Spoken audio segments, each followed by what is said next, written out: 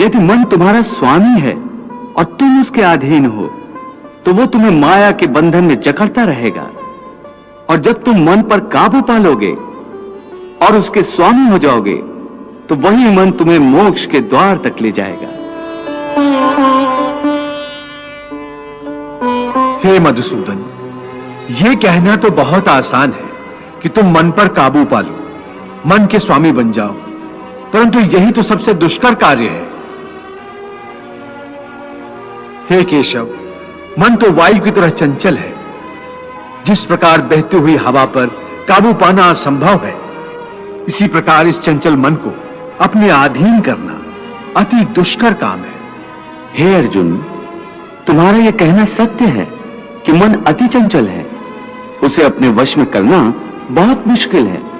मुश्किल है जनार्दन, असंभव है। नहीं अर्जुन, मुश्किल अवश्य है, परंतु असंभव नहीं है। तुम्हारा कहना है कि मन को वश में करने का कोई तरीका, कोई साधन भी है?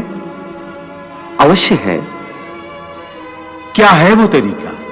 मन को वश में करने के लिए उस पर 2 तलवारों से प्रहार करना पड़ता है। एक तलवार अभ्यास की है और दूसरी तलवार है वैराग्य की।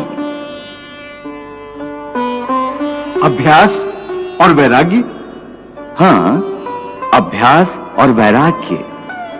देखो अर्जुन, अभ्यास का अर्थ है निरंतर अभ्यास।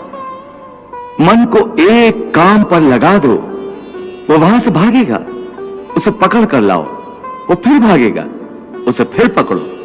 ऐसा बार बार करना पड़ेगा। जैसे घोड़े का नवजात शिशु एक क्षण के लिए भी स्थिर नहीं रहता, क्षण क्षण में इधर उधर फुदकता रहता है, उसी प्रकार मन भी क्षण क्षण में इधर उधर फुदकता रहता है। एक चंचल घोड़े की तरह मन भी बड़ा चंचल होता है। और ऐसे चंचल मन को काबू करना उतना ही कठिन है जैसे किसी मुंहजोर घोड़े को काबू करना।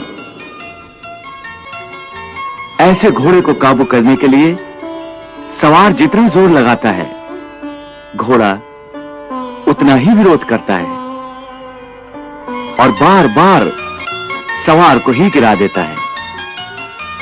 परंतु यदि सवार दृढ़ संकल्प हो, तो अंत में वो सरकश घोड़े पर सवार हो जाता है। बस फिर वही घोड़ा सवार के इशारे पर चलता है। उसी प्रकार मन को भी नियंत्रण की रस्सी में बांधकर बार बार अपने रास्ते पर लाया जाता है, तो अंत में वो अपने स्वामी का कहना मानना शुरू कर देता है। इसी को कहते हैं अभ्यास की तलवार चलाना। जब अभ्यास की तलवार से ही मन ठीक रास्ते पर आ जाए, फिर वह दूसरी वैराग्य की तलवार की क्या आवश्यकता है?